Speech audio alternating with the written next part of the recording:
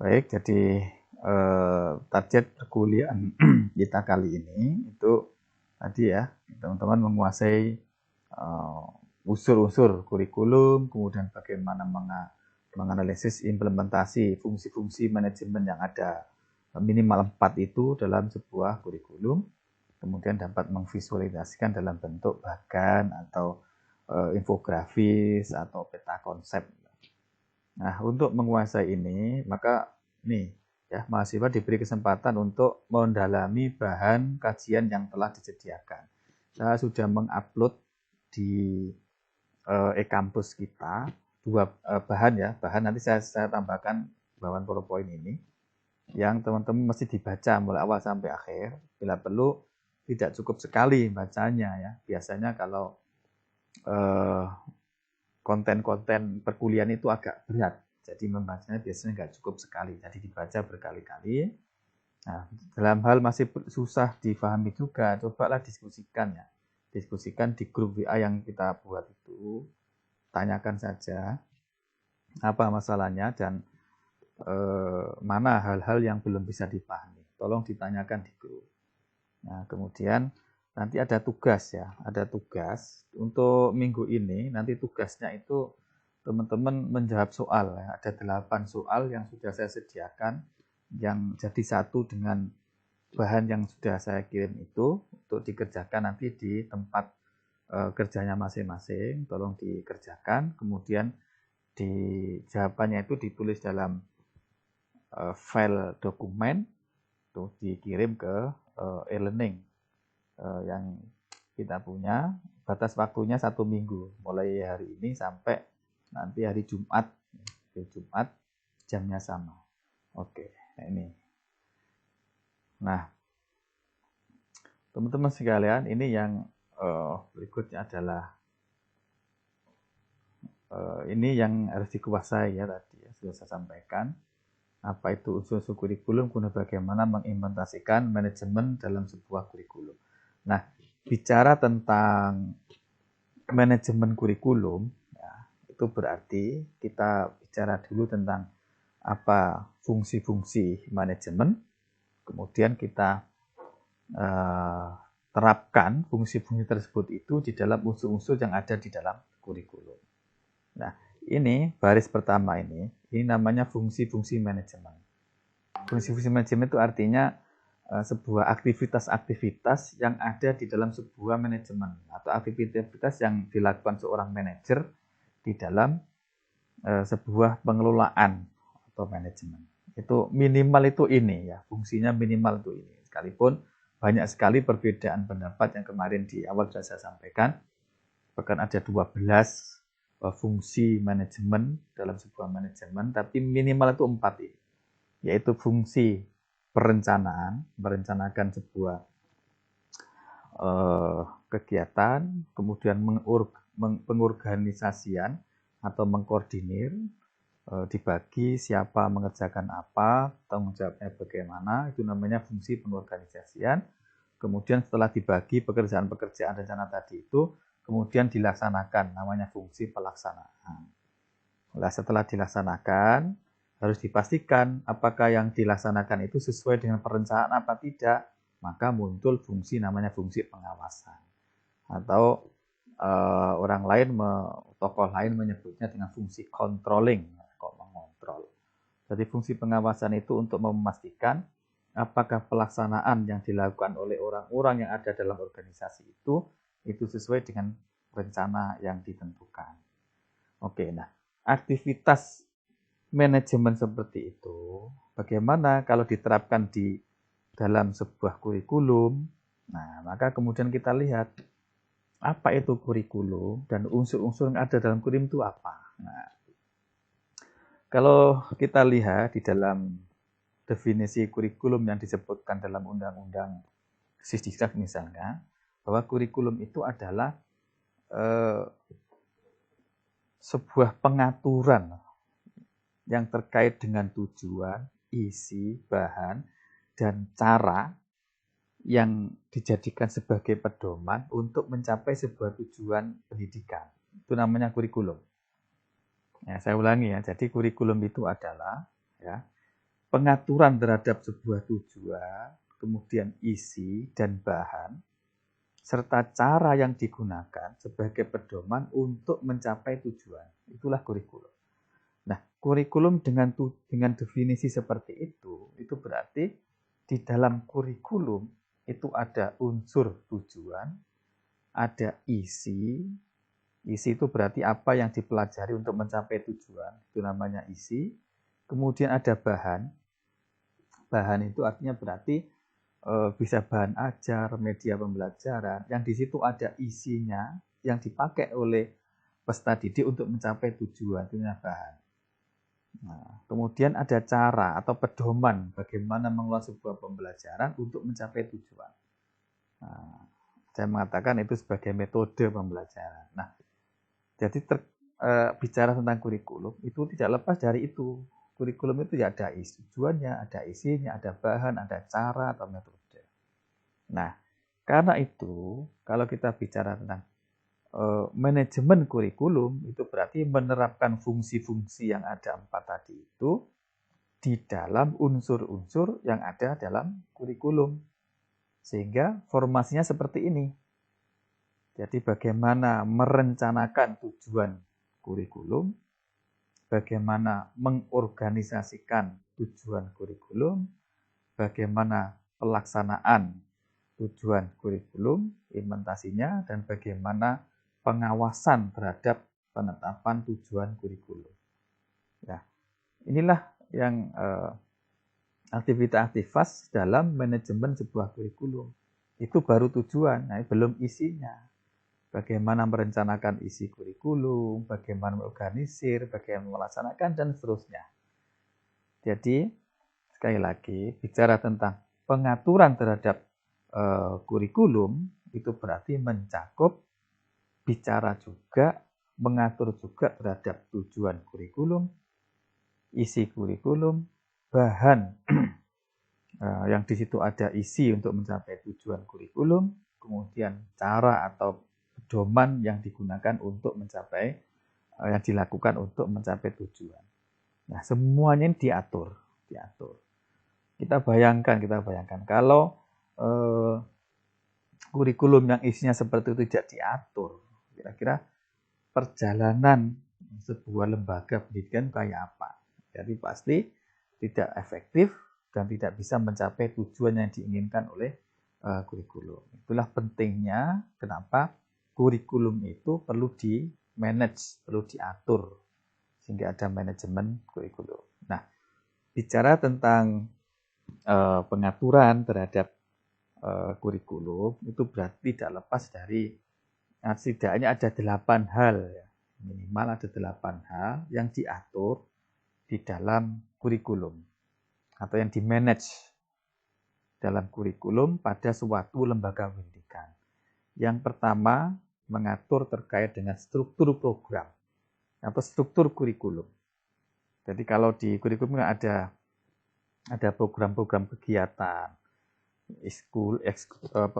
kurikuler, ekstrakurikuler, intrakurikuler. Ada struktur kurikulum juga, misalnya pelajaran matematika itu berapa jam, pelajaran IPA berapa jam, PAI berapa jam, itu diatur strukturnya, sehingga kumpulan dari beberapa mata pelajaran atau program-program tadi itu nanti akan membentuk sebuah lulusan, membentuk sebuah profil lulusan. Kemudian struktur yang diatur tadi itu, kemudian dibuat jadwalnya. Misalnya kalau matematika itu 4 jam dalam seminggu, ya, itu bagaimana penjadwalannya untuk proses pembelajarannya. Apakah 4 jam itu dibagi 2 jam, atau langsung satu kali langsung 4 jam. Nah, itu terkait dengan penjadwalan implementasi dari struktur kurikulum tadi itu.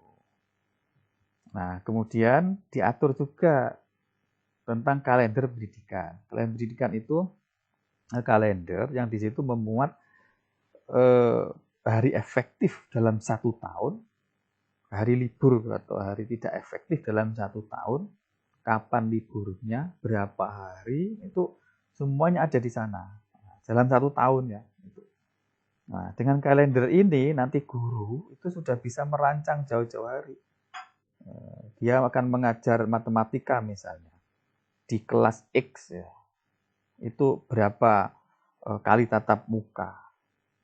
Itu bisa diprediksi kalau kita punya kalender pendidikan. Nah, kemudian pembagian tugas ini juga diatur. Siapa mengajar apa, berapa jam, kelasnya di mana saja, itu diatur.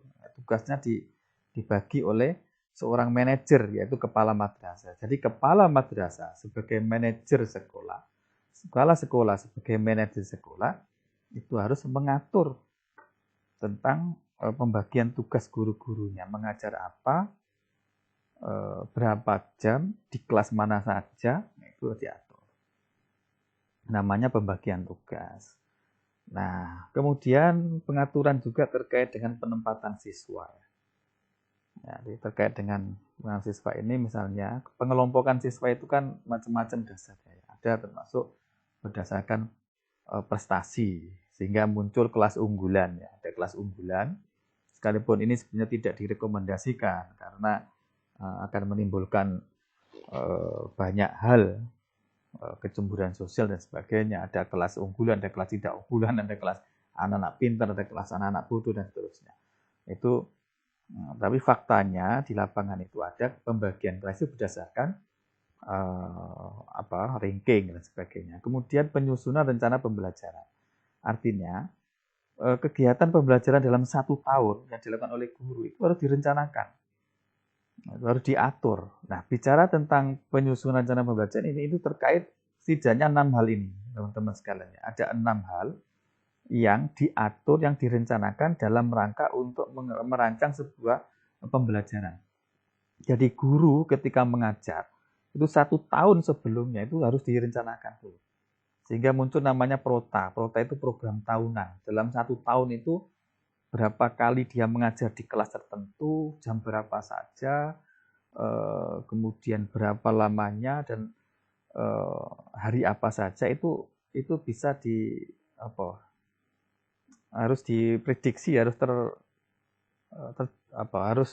diatur dalam prota tadi, kemudian diturunkan dalam prosem. Prosem itu program semester yang lebih rinci dari prota. Jadi misalkan ada berapa KD, itu dituntaskan dalam semester berapa, bulan apa, itu harus diprogramkan. Jadi tidak guru itu masuk kelas tidak yang penting masuk, tapi betul-betul terprogram, dihitung betul.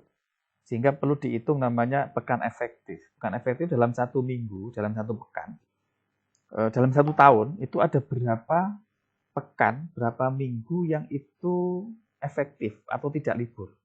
Jadi ada pekan efektif, ada pekan tidak efektif. Sehingga diketahui nanti berapa kali tatap muka di suatu kelas, itu bisa dihitung kalau sudah ketahuan pekan efektif dan pekan tidak efektifnya. Rata-rata 1 tahun misalnya 18 sampai 20 tahun, 20 kali tatap muka misalnya. Itu nanti bisa diprediksi jauh-jauh hari, 1 tahun sebelumnya bahkan. Nah, setelah itu kemudian ketika mau mengajar, guru-guru itu harus menyusun silabus. Silabus itu perencanaan pembelajaran sifatnya masih umum.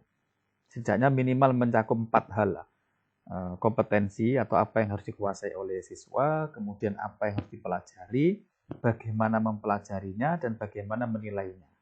4 hal ini silabus. Namanya silabus. Nah, silabus itu kemudian diturunkan menjadi perencanaan lebih detail lagi. Namanya RPP.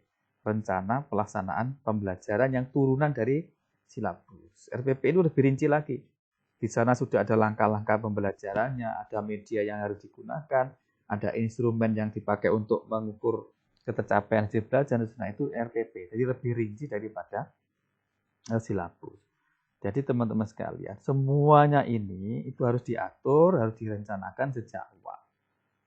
Nah, bicara semua inilah yang dimaksud dengan manajemen dalam sebuah kurikulum. Seorang kepala sekolah sebagai manajer itu harus mengatur ini semuanya. Harus mengatur. Nah, sebagai kepala sekolah, sebagai pimpinan sekolah, itu harus bisa menggerakkan guru-gurunya untuk melakukan ini semuanya. Nah, jadi kepala sekolah itu ada berfungsi sebagai seorang manajer, ada yang berperan sebagai pemimpin. Kalau seorang manajer itu berarti kepala sekolah harus mengatur, membagi semuanya ini. Nah, kalau memimpin atau kepemimpinan itu bagaimana mempengaruhi orang lain agar mau melakukan semua ini. Nah, itu bedanya antara manajerial dengan kepemimpinan. Nah, setelah penyusunan rencana tadi itu oleh guru, maka kemudian kurikulum tadi itu dilaksanakan oleh guru. Nah, kemudian dievaluasi. Nah, evaluasi kurikulum itu setidaknya dua hal. Mengevaluasi terhadap pelaksanaan ini semuanya, apakah sesuai dengan perencanaan, dan mengevaluasi terhadap hasilnya. Apakah target kurikulum atau tujuan kurikulum itu dicapai oleh peserta didik. Apakah guru-guru dalam mengajar itu mampu menjadikan anak-anak kita, peserta didik di sekolah itu mencapai tujuan yang ditentukan. Nah, maka harus dievaluasi sehingga muncullah ada untuk evaluasi kurikulum itu mengukur ketercapaian kurikulum, maka ada namanya ujian akhir, ada ulangan sumatif, kemudian ada evaluasi akhir dan seterusnya. Itu ada ujian sekolah, itu semuanya ada dalam rangka untuk mengevaluasi hasil belajar, apakah tujuan kurikulum tercapai atau tidak. Nah, sekali lagi teman-teman sekalian, terhadap hal ini semuanya, maka harus di-manage, harus diatur agar tujuan pendidikan yang ditentukan di satuan pendidikan itu bisa tercapai secara efektif dan efisien. Ada dua ukuran ya, secara efektif dan secara efisien. Mungkin ya pembelajaran yang tidak diatur seperti ini dengan manajemen itu bisa saja tercapai tujuannya, tapi tidak efektif, boros, banyak tenaga yang terbuang, banyak biaya yang terbuang dan seterusnya. Nah, karena sumber daya di suatu satuan pendidikan itu terbatas, gurunya terbatas, anggarannya terbatas, waktunya terbatas, sarana prasarana terbatas, maka harus diatur agar semua itu berjalan secara efektif dan efisien. Itulah teman-teman pentingnya sebuah manajemen dalam kurikulum. Ini dulu mungkin untuk pengantar dari perkuliahan minggu ini. Selanjutnya nanti teman-teman bisa lihat di e-learning kita yaitu e-kampus. Di sana sudah saya kirimkan ada 8 halaman bahan yang perlu dibaca. Kemudian ada tugas di akhir itu ada 8 soal yang perlu dikerjakan.